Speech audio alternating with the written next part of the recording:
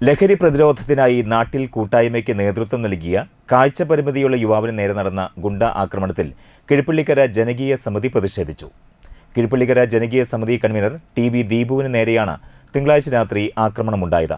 വീട്ടിൽ കയറി നടത്തിയ ആക്രമണത്തിൽ ദീപുവിനും സഹോദരൻ രാജേഷിനും പരിക്കേറ്റു. സംഭവത്തിൽ കിഴപ്പള്ളിക്കര സ്വദേശികളായ കല്ലിങ്ങൽ സൽമാൻ, വെല്ലുശ്ശേരി രമേശ് എന്നിവരെ അന്തിക്കാട് പോലീസ് അറസ്റ്റ് ചെയ്തു. നിരവധി ക്രിമിനൽ കേസുകളിൽ പ്രതിയാണ് പിടിയിലായ സൽമാൻ. കിഴപ്പള്ളിക്കര താന്യം പ്രദേശങ്ങളിൽ രാത്രികാലങ്ങളിൽ ഉൾപ്പെടെ പോലീസ് പട്രോളിംഗ് ശക്തമാക്കണമെന്നും കുട്ടികൾക്ക് ലഹരി വിൽപ്പന നടത്തുന്നയാളും സ്ഥിരം പ്രശ്നക്കാരനുമായ പ്രതിക്കെതിരെ കാപ്പ ചുമത്തണമെന്നും കിഴപ്പള്ളിക്കര ജനകീയ സമിതി ആവശ്യപ്പെട്ടു. പ്രതിഷേധ പ്രകടനത്തിന് ശേഷം ജനകീയ സമിതി നടത്തിയ പൊതുയോഗം താന്യം പഞ്ചായത്ത് 8-ാം വാർഡ് അംഗം ഷൈനി ബാലകൃഷ്ണൻ ഉദ്ഘാടനം ചെയ്തു. ജനകീയ സമിതി ചെയർമാൻ പി.ബി. അനിൽ അധ്യക്ഷനായി.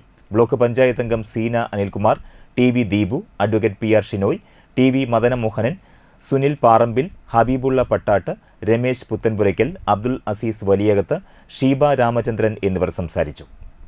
കിഴപ്പള്ളിക്കര ഗ്രാമം എന്ന് പറയുന്ന ഈ കൊച്ചു ഗ്രാമത്തിൽ നമുക്കറിയാം, ഏറ്റവും സമാധാനപരമായി നമുക്ക് ജീവിക്കുന്നതിന് വേണ്ടി അല്ലെങ്കിൽ നമ്മുടെ മുന്നോട്ടുള്ള പ്രയാണത്തിൽ നമ്മുടെ ജനകീയ സമിതിയുടെ ഇതുവരെയുള്ള പ്രവർത്തനങ്ങളെ സംബന്ധിച്ച് നമുക്കറിയാം, ഏറ്റവും വലിയൊരു ക്യാമ്പയിൻ 300 പേര് പങ്കെടുപ്പിച്ചുകൊണ്ടാണ് ലഹരിക്കെതിരെ നമ്മൾ റാലിയോടുകൂടി നല്ലൊരു പരിപാടി ഇവിടെ സംഘടിപ്പിച്ചത്.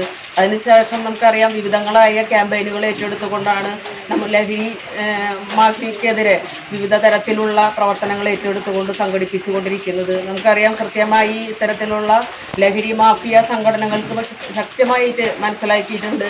ഇവിടെ ഈ ഒരു കിഴപ്പള്ളിക്കര പ്രദേശത്ത് ഇത്തരത്തിലുള്ള എന്താ പറയുക, ആളുകൾക്ക് ആ മേഖലയിലേക്ക് വന്നാൽ അതിനെതിരെ ശക്തമായി പ്രതിഷേധിക്കാൻ ഇവിടെ കിഴപ്പള്ളിക്കര ഗ്രാമം എന്ന് പറയുന്ന ഈ ഒരു ജനകീയ സമിതിയുടെ നേതൃത്വത്തിലുള്ള ഈ പ്രദേശം ഒട്ടാകെ ഒന്നിച്ച് നിൽക്കും എന്നുള്ളത് മനസ്സിലായിക്കൊണ്ടാണ് നമ്മളുടെ ഈ ജനകീയ സമിതിക്ക് നേതൃത്വം കൊടുക്കുന്ന നമ്മളുടെ കൺവീനറും അതുപോലെ തന്നെ മറ്റ് നമ്മുടെ സമിതിയിൽ ഉൾപ്പെടുന്ന എല്ലാവർക്കും എതിരെ ഇത്തരത്തിലുള്ള ഒരു നീക്കങ്ങൾ നമ്മുടെ ഏറ്റവും അടുത്തറിയുന്ന ആളുകൾ ഇതിനെതിരെ നമുക്കെതിരെ നിൽക്കുന്നത്.